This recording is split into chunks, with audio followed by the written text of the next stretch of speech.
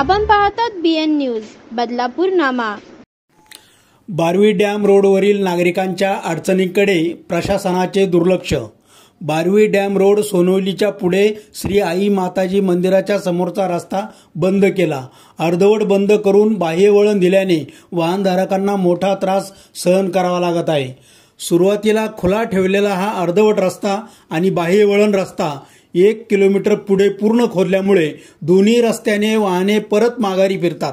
त्यामुळे 2 किलोमीटरची अतिरिक्त फेरी मारावी लागत असून नागरिकांचा संताप वाढला आहे।